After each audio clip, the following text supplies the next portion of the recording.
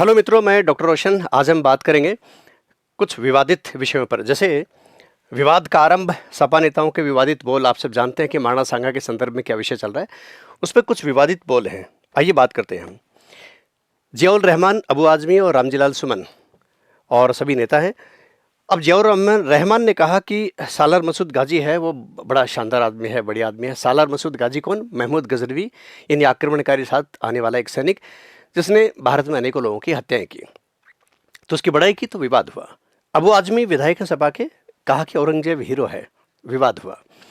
रामजीलाल सुमन राज्यसभा में सांसद है, इन्होंने तो हद ही कर दी और सांगा ने बाबर को आमंत्रित किया ऐसा ब्लेम लगाया बाबर द्वारा लिखित बाबरनामा के आधार पर और कहा कि सांगा गद्दार है।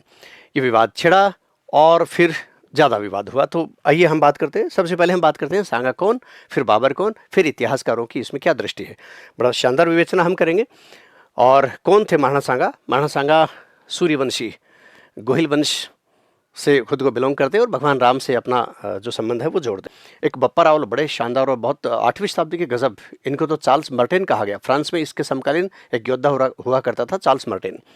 इन्होंने अरब आक्रमणकारियों को हराया, अरब अटैकर्स को हराया और बलूचिस्तान में, पाकिस्तान के बलूचिस्तान में हिंगलाज माता के मंदिर है उसको मुक्त करवाया और एकलिंग जी के मंदिर का निर्माण करवाया। एकलिंग जी भगवान शिव और उनको अपना शासक और खुद को उसका दीवान मान करके शासन किया।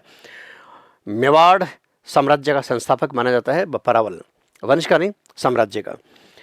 रावलपिंडी जो पाकिस्तान में है वो इन्हीं के नाम पर, सोच सकते हो कि वहाँ से लौटते समय उन्होंने कुछ समय वहाँ बिताया होगा, पिंडी यानी गाँव, तो इनके नाम पर रावलपिंडी। अल्लट हूणों को हराया, हूण राजकुमारी हरिया देवी से विवाह किया। आक्रमणकारी हूण, शक, कुषाण, आपने नाम सुना होगा, हूणों को हराया। तो आप देख पा रहे हैं सांगा के पूर्वजों ने क्या काम किया। फिर जैत्र सिंह गोहिल, जैत्र सिंह गोहिल के ऊपर आक्रमण किया इल्तुतमिश ने, पर इल्तुतमिश हारा। सुल्तान नासिरुद्दीन पर नासिरुद्दीन हारा। इधर सिंध का सुल्तान नासिरुद्दीन कुबाचा, वो भी हारा। तो जैत्र सिंह, इसीलिए जैत्र सिंह को गौरशंकर हीराचंद ओझा ने रण रसिक कहा है। राव रतन सिंह अलाउद्दीन खिलजी के समय था, अलाउद्दीन खिलजी ने आक्रमण किया, हार नहीं मानी। राजपूतों ने केसरिया किया, महिलाओं ने जौहर किया, दोनों को मिला के बोलते हैं साका। 1303 की बात है, हार नहीं मानी, भले ही सर्वस्व स्वाहा हो गया। राणा हमीर के ऊपर आक्रमण किया मोहम्मद बिन तुगलक ने, पर मोहम्मद बिन तुगलक हार गया। तो आप देख पा रहे हो। और फिर हम देखते हैं राणा खेता ने मालवा के शासक दिलावर खां को पराजित किया। आप देख रहे हो कि कंटिन्यू वो जीत रहे हैं, मुस्लिम शासकों को हरा रहे हैं, चाहे वो दिल्ली का हो, मालवा का हो, गुजरात का हो या सिंध का हो। फिर आगे देखते हैं कि महाराणा लाखा यानी लक्ष्य सिंह, शानदार पिछोला झील का निर्माण करवाया। आज बड़ा घूमने वाला स्थान है। महाराणा कुंभा, क्या गजब, अनेकों किताबों की रचना की। मेवाड़ क्षेत्र के 84 में से 32 किलों का निर्माण अकेले महाराणा कुंभा ने करवाया। राजस्थान में सर्वाधिक किताबें लिखने वाला शासक यही है, महाराणा कुंभा। अब महाराणा कुंभा के ऊपर आप देखिए, महाराणा कुंभा एक गुजरात नागौर का शासक था, शम्स खां की पहले हेल्प की, पर इसने दादागिरी की तो फिर इसको हराया।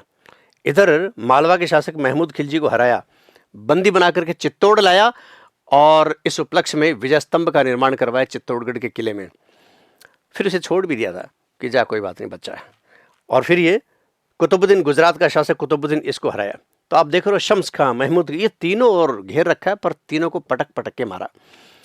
फिर आप देखते हो इधर महाराणा रायमल, मेवाड़ के महाराणा रायमल पर बहलोल लोधी ने आक्रमण किया, लोधी वंश का संस्थापक। इसी में तो बाद में सिकंदर लोधी और इब्राहिम लोधी हुए। तो इस बहलोल लोधी यानी लोधी वंश का संस्थापक को पराजित किया किसने? मेवाड़ के महाराणा रायमल ने। इसने आक्रमण किया था पर हार करके वापस लौट गया अपना समूह लेकर के। फिर देखिए इधर महाराणा सांगा, इन्हीं पर तो बातचीत चल रही है। महाराणा सांगा 1509 से 1528, और इसके समय गुजरात का शासक मुजफ्फर शाह सेकंड को हराया और मालवा का शासक महमूद खिलजी द्वितीय को गागरोन के युद्ध में हराया। इब्राहिम लोधी को 2 युद्धों में हराया, खातोली का युद्ध और बाड़ी धौलपुर में है। तो 2 युद्धों में इब्राहिम लोधी को हराया। इब्राहिम लोधी दिल्ली वाला शासक, वही जिसके बारे में कहते हैं कि इब्राहिम लोधी के विरुद्ध बाबर को बुलाया था। अरे बाबर को बुलाया, इस बात को मान लेते यदि इब्राहिम लोधी भारी पड़ता सांगा पर सांगा भारी पड़े, एक बार नहीं 2 बार पटक पटक के मारा। इब्राहिम लोधी तो खुद तो दूसरे युद्ध में गया ही नहीं, अपने सेनापतियों को ही भेज दिया कि यार नहीं जाएंगे, बड़ा मारता है। इधर बाबर, जहीरुद्दीन मोहम्मद बाबर जो फरगना से आया था और इब्राहिम लोधी को हरा करके उसके बाद इब्राहिम लोधी के बाद कौन बना? बाबर बना, दिल्ली का शासक। और बाबर जब इधर बढ़ा तो बाबर भी हारा। किस युद्ध में? बयाना के युद्ध में। बयाना भरतपुर में है, बयाना का किला पर अधिकार किया सांगा ने और बाबर को पराजित किया। बाबर के सैनिक हताश हो गए, कहा कि हम तो वापस अपने गांव जाएंगे, राजपूतों से नहीं लड़ेंगे रे। तो बाबर ने जोशीला भाषण दिया, रे यहाँ जिहाद के लिए आए हैं, धार्मिक जोश किया। और फिर अगला युद्ध हुआ तो तुलुगमा युद्ध पद्धति और तोपखाने, इन दोनों का प्रभाव, और कुछ एक सिलहदी तंवर और एक नागौर का खानजादा, इसने सांगा के साथ दोनों ने गद्दारी की। मिला जुला कुछ ऐसा काम हुआ कि सांगा हार गए। पर आप देख पा रहे हैं कि इब्राहिम लोदी को 2 बार हराया है भाई, जिसको 2 बार हरा चुके हैं उसके विरुद्ध क्यों बुलाएगा। अब आप अगर किसी को 2 बार हरा चुके हो तो फिर तीसरे जो आपके दुश्मन के विरुद्ध आ रहा था, जिसको आपने हराया, वो आपसे हेल्प मांगे कि यार उसके विरुद्ध हेल्प करो, तो क्या कि हेल्प की ज़रूरत नहीं, यार मैं तो उसको हरा चुका हूँ, मैं क्यों हेल्प करूँगा। तो ये सब बात झूठी दिखाई देती है जो बाबरनामा में बाबर ब्लेम करता है। अब ये बात मैं नहीं कहता, ये बात इतिहासकार कहते हैं। आइए, हमने थोड़ी सी बातचीत की, फिर आगे हम बात करते हैं बाबर कौन था आखिर। आपने नाम सुना होगा चंगेज खां, मंगोलिया का चंगेज खां। वो जिस इलाके से गुजर जाता 1/3 जनसंख्या खत्म कर देता उसकी, इतने लोग मारे चंगेज खां ने। बड़ा हत्यारा चंगेज खां। इधर तैमूरलंग ने भी भारत पर आक्रमण किया था, दिल्ली पर आक्रमण किया था, भयंकर कत्लेआम किया था। दिल्ली की कोई गली नहीं थी, कोई मोहल्ला नहीं था जहां डेड बॉडीज न पड़ी हो, इतना कत्लेआम तैमूरलंग ने किया। तो तैमूरलंग का वंशज उमर शेख मिर्जा और इधर चंगेज खां के वंश में कुतलुक निगार खानम का विवाह मिर्जा उमर शेख से हुआ, और दोनों का जो परिणाम हुआ वो था बाबर, जहीरुद्दीन मोहम्मद बाबर। ये बाबर फरगना का, यही फरगना का शासक उमर शेख मिर्जा की मौत के बाद बाबर बन गया, और फिर बाबर को भागना पड़ा क्योंकि फरगना पर एक पड़ोसी ने आक्रमण कर दिया। ये कुछ डिटेल्स जो मैं आपको बता रहा हूँ यही है, जो अभी मैंने बोली है वो यहाँ पर लिखी है, आप पढ़ लीजिएगा। तो जब बाबर भारत के अंदर एंट्री करता है तो यहाँ पर जो राज्य था वो इब्राहिम लोदी शासक उस समय हुआ करता था, लोदी वंश का अंतिम शासक। और ये पट्टी जो दिख रही है इस पर इब्राहिम लोदी, आप देख रहे हो बंगाल से लेकर के पंजाब तक। और इब्राहिम लोदी के समय पंजाब का, उसका जो सूबेदार था पंजाब का प्रांतपति, उसका नाम था दौलत खां। उस दौलत खां के बेटे का नाम था दिलावर खां। इधर इब्राहिम लोदी का चाचा, वो खुद भी शासक बनना चाह रहा था इब्राहिम लोदी को हरा करके, तो अब कैसे करे। तो पंजाब का सूबेदार दौलत खां, उसका बेटा दिलावर खां और इब्राहिम लोदी का चाचा आलम खां, ये आपस में मिल गए और इब्राहिम लोदी के विरुद्ध षड्यंत्र करना शुरू कर दिया, और उसने बाबर को बुला लिया। बाबर ने सांगा के पास भी पत्र भेजा होगा और हेल्प मांगी होगी, पर सांगा तो खुद ही इब्राहिम लोदी को हरा चुका था। सांगा को क्या जरूरत थी बाबर को बुलाने की, बाबर ही खुद कह रहा था, पर सांगा ने स्वीकार नहीं किया कि नहीं नहीं नहीं, मैं तुम्हारी कोई हेल्प नहीं करूंगा। ये उस समय का दौर। आप देखोगे ये पट्टी है, ये लोदियों की है, और यहाँ पर राजपूताना है, ये मालवा है, गुजरात है, सिंध है। इस पर सांगा का प्रभाव था, राजनीतिक प्रभाव रहा। आगे हम देखेंगे कि ये रूट मार्च है, कि ये फरगना है उज्बेकिस्तान में, फरगना से काबुल, काबुल से फिर पंजाब, पंजाब से दिल्ली, आगरा, है ना, इस तरह ये बाबर है, ये आया, ये रूट मार्च आपने देखा। इतिहासकारों की दृष्टि में महाराणा सांगा क्या क्या मतलब, ये सच में ये बात सही है क्या कि सांगा ने बाबर को बुलाया था, या फिर बाबर यूं ही झुट्टी मुट्टी बात कर रहा है। तो आज देख लेते हैं। जदुनाथ सरकार, मिलिट्री हिस्ट्री ऑफ इंडिया, और गौरीशंकर हीराचंद ओझा, बड़े इतिहासकार राजस्थान के, गोवर्धन राय शर्मा, इन्होंने क्या लिखा कि बाबर ने सांगा से संपर्क साधा, सांगा ने बाबर से नहीं संपर्क साधा, और इब्राहिम लोदी के विरुद्ध सहायता प्राप्त करने की कोशिश की, परंतु सांगा इसके लिए तैयार नहीं हुए। ये हमारे इतिहासकार कह रहे हैं, आप थोड़ा सा देख लेना। वामपंथी इतिहासकार सतीश चंद्र ये कहते हैं कि भी जब बाबर ने इब्राहिम लोदी को हरा दिया था, वो पीलियाखार नदी तक आ चुका था, पीलियाखार नदी तक सांगा का प्रभाव था, इधर बाबर है वो दिल्ली आगरा पर अधिकार कर चुका था, दोनों में युद्ध अवश्य संभावित था। और उसके बाद जो आप लिखते कि सांगा ने एक राजपूतों का संघ बना लिया बाबर के विरुद्ध, तो बाबर ने सांगा पर समझौता तोड़ने का आरोप लगाकर अपने पक्ष में नैतिक और मनोवैज्ञानिक वातावरण बनाने का प्रयास किया। इसका मतलब है बाबरनामा में कुछ तो घालमेल है, वो जबरदस्ती किसी पर आरोप लगा रहा है केवल एक मनोवैज्ञानिक दबाव बनाने के लिए। प्रोफेसर चंद्रशेखर, उदयपुर के मीरा महाविद्यालय से संबंधित, ये कुछ बातें कहते हैं, बड़ी ध्यान रखने की बात है। देखो क्या कितनी शानदार और बहुत ही बारीकी से इन्होंने विवेचना की है कि आत्मकथा कभी भी प्राइमरी सोर्स नहीं होता। मतलब प्राइमरी और सेकेंडरी, प्राथमिक और द्वितीयक स्रोत होते हैं इतिहास को जानने के। जैसे सिक्का, अभिलेख, वो क्या है, प्राइमरी सोर्सेज हैं। तो कहते हैं कि आत्मकथा कभी भी प्राइमरी सोर्स नहीं होता है, इसलिए उस पर बहुत अधिक विश्वास नहीं किया जाता है। और बाबरनामा बाबर की आत्मकथा है। बाबरनामा के अतिरिक्त किसी भी समकालीन इतिहासकार ने इस बात का उल्लेख नहीं किया कि सांगा ने बाबर को आमंत्रित किया था, किसी भी ने नहीं किया। अब इतिहास जब लिखा जाता है तो टैली होता है, हमें कई जगहों से जब कोई बात कन्फर्म होती है तब जाकर के ये बात होती है। ये समकालीन इतिहासकार आप देख लीजिए, मिर्ज़ा हैदर दोगलात, इसने लिखा था तारीख़ रशीदी, गुलबदन बेगम हुमायूंनामा, अबुल फजल अकबरनामा, फरिश्ता तारीख़ फरिश्ता, ऐसे ही बदायूनी मुंतखब तवारीख, ऐसे निज़ामुद्दीन तबकात अकबरी, यानी अनेकों ऐसे राइटर रहे हैं जिन्होंने उस दौर का इतिहास लिखा है, पर उसमें किसी ने भी इस बात की चर्चा नहीं की है। सांगा के ऊपर जैसा बाबर ब्लेम लगाता है ऐसे ब्लेम नहीं लगाया है और चर्चा भी नहीं की है इस बात की। तो अगर ऐसा कुछ होता तो इन्होंने बहुत छोटी छोटी बातों का उल्लेख किया, तो ये तो बहुत बड़ी बात थी, इसका उल्लेख क्यों नहीं करते। फिर आप देखो कि मेवाड़ की पांडुलिपि भी उपलब्ध है। मेवाड़ की खुद का भी तो इतिहास देखें, अरे बाहर से जो आया बाबर, उसने जो लिखा, तो ज़रा यहाँ के जो राजा महाराजा और उनके सरकारी दस्तावेज पांडुलिपियाँ, उनको भी तो थोड़ा छांटे। तो उसमें क्या लिखा है कि इसमें साफ तौर पर लिखा गया है कि बाबर ने स्वयं प्रस्ताव रखा, जो हमारे इतिहासकार कहते हैं, देखो पांडुलिपियों को उन्होंने पढ़ा होगा, कि स्वयं प्रस्ताव रखा था, परंतु सांगा कि युद्ध परिषद ने बाबर को सहायता देने से इनकार कर दिया। उन्होंने कहा कि सांप को दूध पिलाना बेकार है। सांगा का बाबर से कोई वार्तालाप नहीं हुआ। तो मुझे लगता है कि नेताओं को बोलने से पहले सोचना चाहिए। बाबर उस समय कोई बड़ी शक्ति नहीं था। अरे बाबर सोचो, जब दिल्ली पर उसने अधिकार नहीं किया था, उससे पहले बाबर क्या था? काबुल और उसके आसपास का कुछ इलाके पर उसने अधिकार कर रखा था। फरगना से भाग करके उसको आना पड़ा था। अपनी बहन है वो भी अपने हाथ से वो गवा चुका था। शहबानी खान ने उसकी बहन को छीन लिया था, उसका राज्य फरगना छीन लिया था। बेचारा भाग भूग करके आया था इधर, बेचारा नहीं, कोई चारा नहीं था उसके पास, इसलिए वो काबुल आया और संयोग रहा कि काबुल पर अधिकार कर लिया। फिर उसने उधर मुड़ के देखने की कोशिश करने की बजाय भारत की तरफ बढ़ने की कोशिश की कि पोल पट्टी यहीं पर है, देखिए आपस में लोग लड़ते भी हैं। यहाँ इब्राहिम लोदी का शासन था। इब्राहिम लोदी के सूबेदार आलम खान लोदी और उसके बेटे दौलत खान लोदी और उसके बेटे दिलावर खां और इब्राहिम लोदी का चाचा आलम खां, उन्होंने इब्राहिम लोदी के विरुद्ध षड्यंत्र किया, बाबर को बुलाया।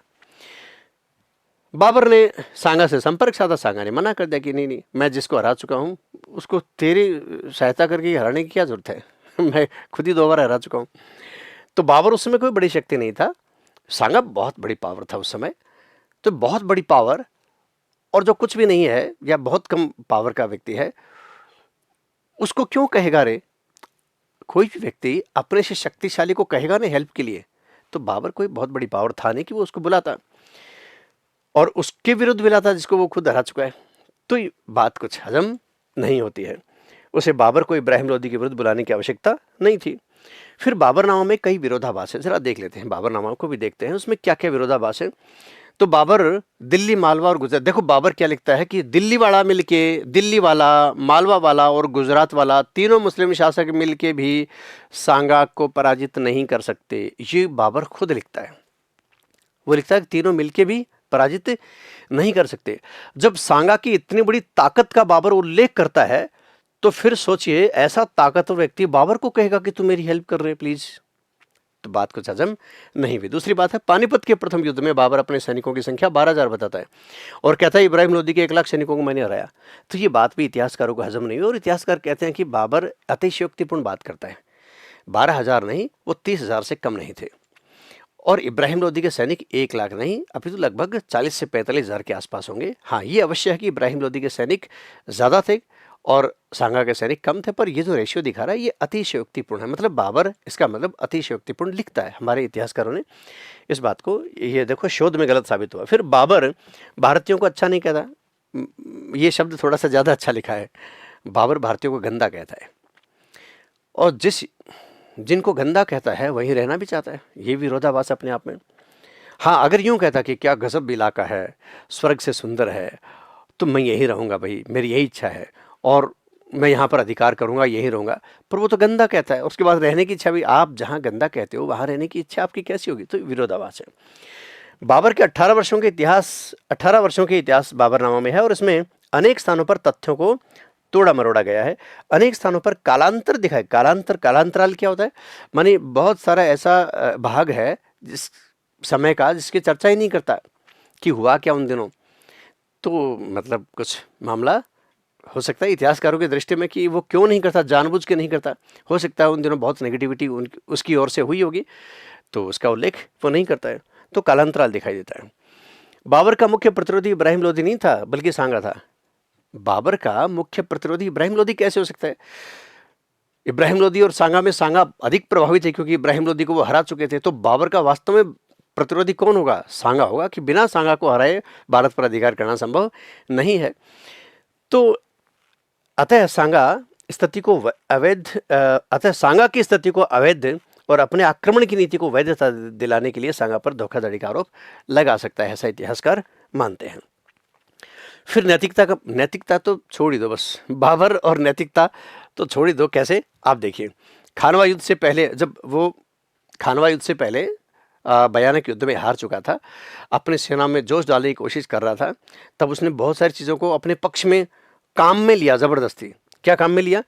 कि हताश सैनिकों में धार्मिक जोश डालने के लिए शराब छोड़ने की बात कही, युद्ध को जिहाद यानी धार्मिक युद्ध की उस पर परत चढ़ाई, मुलम्मा चढ़ाने की कोशिश की, और खुद कहा कि मैं गाजी बनूँ। गाजी कौन? जो गैर इस्लामियों को या गैर मुसलमानों को जितना ज़्यादा कत्ल करे वो उतना बड़ा गाजी। यद्यपि मुझे लगता है नहीं कि किसी अन्य धर्म में इस तरह है कि कोई उपाधि दी जाती है कत्ल करने पर। तो खैर, शराब के बर्तन तुड़वाने का प्रदर्शन भी। एक ने कहा कि अरे आप मत बोलो रे, ऐसे ऐसे आप कहते हो मैं इस्लाम की बात करता हूँ, कुरान की बात करता हूँ। अरे दारूड़े, तो बहुत दारू पीता है। एक सैनिक ने कह दिया, बुजुर्ग आदमी थे, कह दिया।